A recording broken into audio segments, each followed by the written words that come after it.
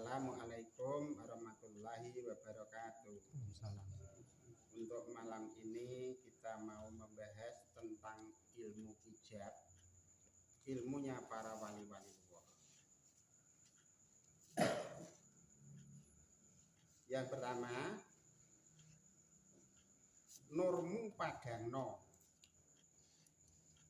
akalmu uripno, rohmu sambungno, nyawamu reksanono, kolbunmu pasrahno, ndatmu kuatno, gesangmu sampurnakno.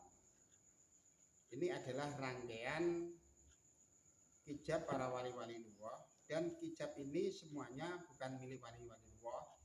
Kita semua juga memiliki, cuma bisa menggunakan atau tidaknya itu tinggal kapasitas diri kita masing-masing. Seperti tingkatan mencapai tingkatan wali-wali Allah, itu kan kapasitas orangnya mencapai tingkatan-tingkatan yang tingkat tinggi. Memang kita orang awam kadang-kadang kita tidak usah membicarakan tentang wali-wali Allah, benar atau salah, itu haknya wali-wali Allah. Sebab dia ilmunya dibanding kita itu 1:1000 lebih pintar dia. Maka kita tidak boleh nyalah-nyalah ke. Biarpun wali itu ibaratnya kelihatannya tidak sholat, nah itu kan kelihatannya. Padahal dia kan selalu sholat. Sebab apa? Sholatnya dia dengan sholatnya kita tidak sama. Sholat itu ada yang menggunakan zat, ada yang sholat menggunakan roh. Kalau seperti kita, sholatnya masih menggunakan zat, menggunakan syariat. Tapi tingkatan wali-wali Allah, itu rohnya yang sholat. Nah, kan tidak seperti yang diajarkan Rasulullah, sama. Lah wong kita sendiri dengan Rasulullah itu jaraknya berapa ribu tahun. Terus Rasulullah apa yang dikerjakan kita kan juga tidak tahu. Maka kita intinya tidak boleh menyalahkan ketidaksamaan seperti tadi. Pokoknya kita berjalan memeluk agama kita masing-masing sesuai dengan kemampuan kita, sesuai dengan ilmu dan kapasitas diri kita masing-masing. Intinya kita tidak usah istilahnya membedakan satu sama lain, menyalahkan wali-wali Allah atau menyalahkan teman-teman kita, tidak usah. Intinya kita jadi orang yang lurus saja, tidak apa-apa. Nur kita ini berasal dari pepatah Jawa. Kita harus bisa merubah dengan bahasa-bahasa yang ada. Sebenarnya kita hidup itu mempunyai nur, mempunyai cahaya. Jadi roh yang ada pada dada kita itu sebenarnya adalah nurnya Allah ditaruh pada dada kita. Untuk hubungan doa kita supaya bisa diterima di sisi Allah, bisa hubungan dengan Allah, itu ditanami cahaya nur Allah yang ada pada dada kita, pada roh kita. Itu semua orang. Kalau orang itu tidak merasa, ya silakan itu urusan dia. Tapi sebenarnya nur kita, akal kita, semuanya sampai gesang itu milik Allah. Mutlak tidak ada, kita tidak memiliki apapun. Jadi roh dan jiwa yang berjalan kita jalankan seperti hidup ini semuanya milik Allah. Dan seluruh fasilitas yang ada di muka bumi itu milik Allah. Kita tidak mempunyai kemampuan seujung rambut.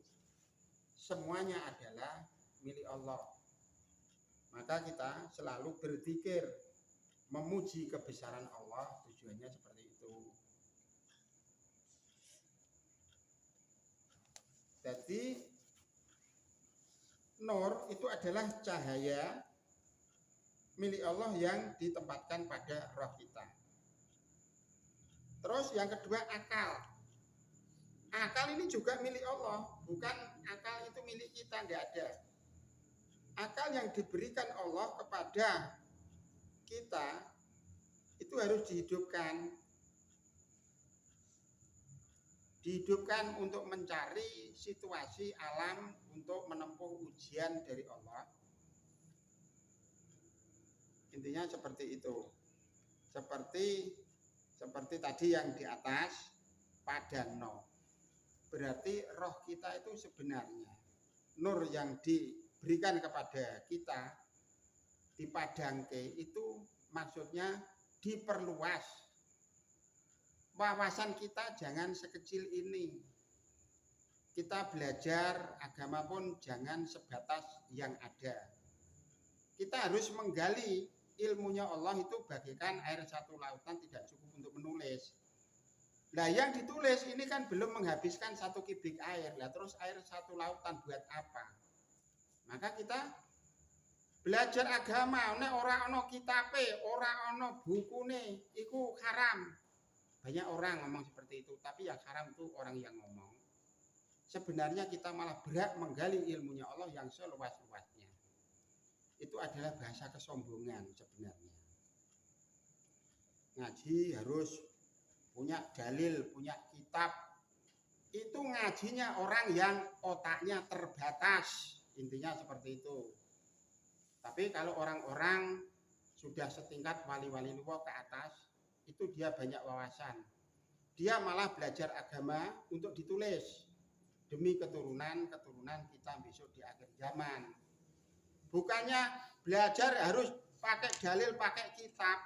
Lah terus perkembangan ilmunya Allah sejauh itu buat apa? Ya, di sini ini sebenarnya, tapi dia orang-orang seperti itu tidak sadar. Tidak sadar, tapi sudah biarkan. Karena mati-mati diri. Akal kita hidupkan.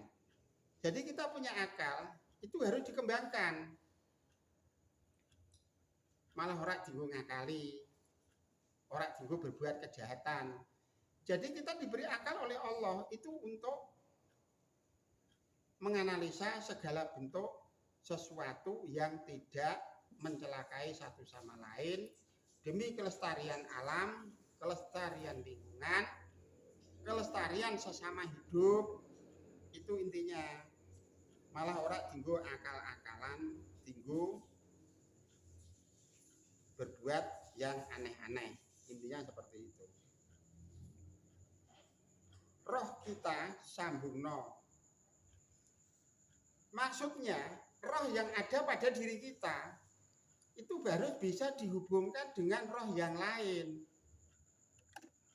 Tapi juga banyak orang ngomong itu mustahil. Lah wong dia belum kelase, taunya ya hanya mustahil. Tapi sebenarnya rohnya orang hidup itu bisa berhubungan sesama hidup maupun roh sesama mati. Yang namanya roh itu tidak ada batasan dan tidak ada matinya.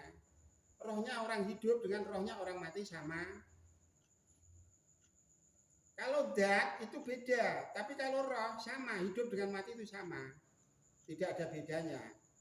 Rohnya orang hidup juga bisa hubungan dengan orang mati, rohnya orang mati juga bisa hubungan dengan orang hidup. Seperti kalau tingkat tinggi, wali-wali luwih itu masih bisa mengajar di muka bumi. Seperti yang kita jalankan setiap hari berpuluh-puluh tahun, itu semuanya adalah ilmunya wali-wali luwih. Bukune saya terus terangnya haram kita menulis dari petunjuk orang hidup waktu ini. Kita mempunyai buku 22 judul, semuanya adalah milik wali luwih. Maka kita jangan sampai terjadi menyalahkan atau menjelek-jelekan tentang wali-wali luwih. Akal kita baru tipis. Yang penting kita bersahabat, bisa berhubungan, bisa mencari ilmu, wasilah wali-wali luwih. Sebab kita mempunyai rumus, ingin pulang ke alam abadi, kita harus belajar dari orang-orang yang sudah ada di alam abadi. Kalau kita mencari urusan dunia, kepingin sugih ning donya, kita harus belajar dari orang-orang dunia. Itu sudah rumus. Wong kita ini kan urusannya urusan untuk mencari hidup yang abadi, yang sempurna. Jadi kita harus berguru dengan orang-orang yang sudah ada di alam sana. Tapi sejuta orang ngomong mustahil, tapi itu bisa terjadi. Sebab apa? Segala sesuatu itu kalau Allah sudah menghendaki, tidak ada sesuatu yang mustahil. Wong goblok ora iso maca, ora iso nulis wae iso njabarke Al-Qur'an. Melebihi orang-orang yang pintar membaca dan pintar menulis. Itu kan kehendak Allah, bukan kehendak kita semua kan. Jadi kita intinya hanya mensyukuri apa yang diberikan Allah kepada kita. Kita syukuri, kita nikmati, akan mendapat nikmat yang lebih banyak, akan diberi petunjuk yang lebih banyak. Sebab apa? Kita tidak pernah merasa sombong. Kita selalu rendah diri, selalu amanah dengan wali-wali luwih, amanah dengan guru-guru mursyid kita. Itu intinya di situ. Yang keempat, nyawamu reksanono. Nyawa itu juga fasilitas. Nyawa itu milik Allah. Nyawa itu adalah penggerak. Segala sesuatu yang bergerak itu pasti ada nyawanya. Mesin pun itu bergerak, itu ada nyawanya. Cuma nyawanya mesin tidak sama dengan nyawanya kita. Segala kehidupan itu hidup, tapi belum tentu bergerak. Tapi kalau gerakan manusia, hewan, dan seterusnya itu mempunyai nyawa, mempunyai roh. Tumbuh-tumbuhan ada rohnya, tapi tidak punya nyawa. Ada perbedaan-perbedaan di situ. Seperti hewan tidak punya akal, sebenarnya punya akal, cuma kecil. Seperti jin punya koren, manusia punya akal. Hewan punya akal, tapi kecil. Nah, itulah Allah membuat perbedaan. Kalau hewan itu mempunyai akal yang kuat, akal yang sama dengan manusia, kita tidak bisa makan hewan, intinya seperti itu. Maka perbedaan itu membawa hikmah. Sekarang kita punya nyawa, itu kalau tidak direksa, tidak dirawat, loro ya ora ditambakno, tetap mati. Allah nyawa sing ngreksa Gusti Allah, mandek nang tengah ratan ditabrak motor mati. Jadi kita harus ngreksa. Pasrah bukan di situ. Itu namanya pasrah bladrah. Kita harus punya akal. Kolbun nomor 5, pasrahno. Kolbun itu adalah memori perjalanan kita. Jadi segala perilaku apa yang ada pada diri kita itu disimpan di dalam kolbun, maka dipasrahkan kepada Allah, diserahkan kepada Allah. Segala apa yang kita jalankan, termasuk buku, kitab catatan yang ditulis Raqib Atid pun itu ada pada kolbun kita. Dokumennya ada pada kolbun kita semua. Maka yang harus dipasrahkan kepada Allah, diserahkan kepada Allah, wasilah Rasul Allah, itu kolbun. Maka kita hidup harus selalu berserah diri. Segala apa yang terjadi kita harus berserah diri kepada Allah.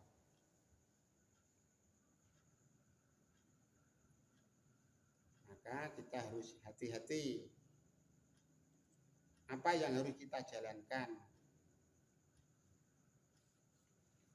Itu yang berurusan dengan kolbun. Bagaikan memori perjalanan kita. Yang menjadi buku catatan baik atau jelek amal kita. Itu semuanya disimpan di dalam kolbun. Maka kita jadi orang, kalau emang hatinya jelek, semuanya akan jelek. Kalau kita hatinya baik, seluruh amal perbuatan perjalanan dunia akhirat akan baik. Jadi termasuk yang namanya hati itu menentukan, kolbu itu menentukan segala-galanya. Maka jangan sampai terjadi ada kejahatan pada hati kita. Kadang-kadang penampilannya baik, malah dalamnya munafik. Kadang-kadang melihat orang penampilannya sukses, di situ malah banyak syirik. Terlalu banyak menyimpan rahasia-rahasia Allah yang sangat banyak itu pada qalbun kita.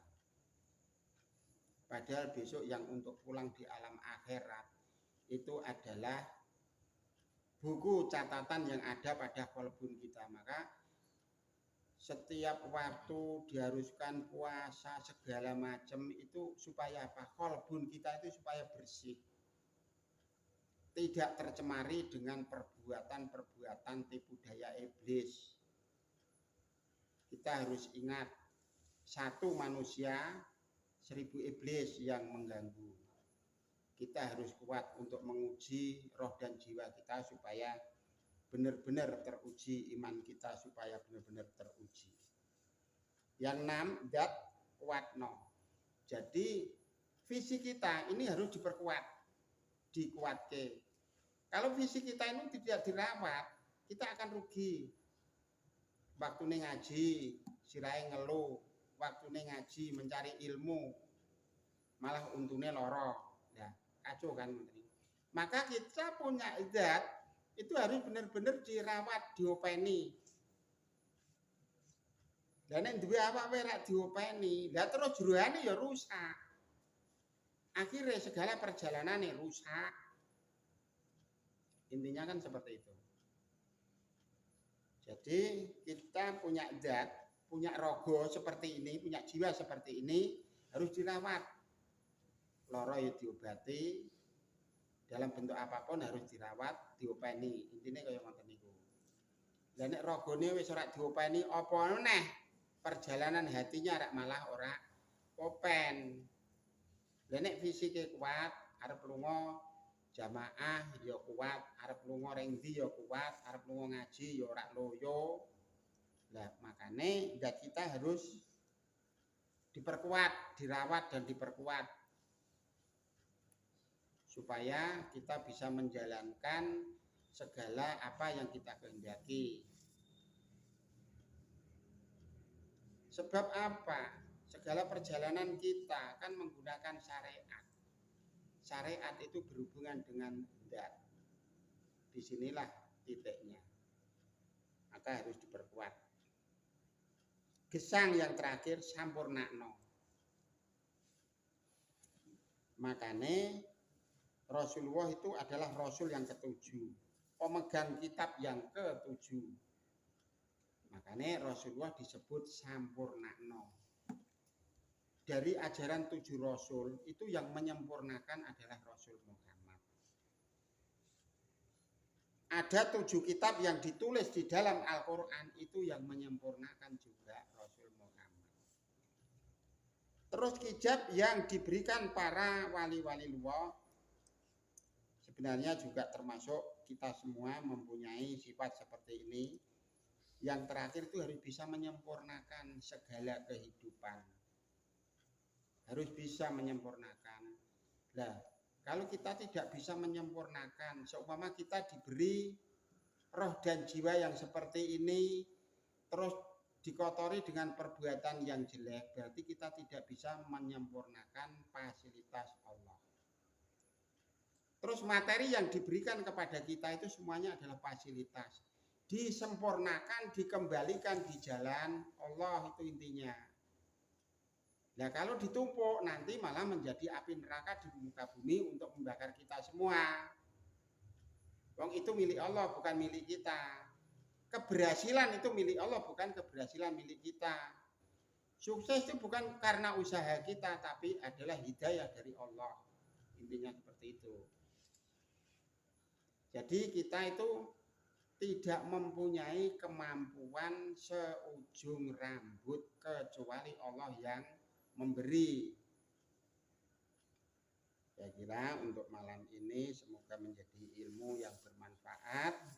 Sebab kita tidak menggali tentang kelucuan-kelucuan ayat-ayat Al-Quran, melainkan kita membahas materi-materi yang ditulis di dalam Al-Quran.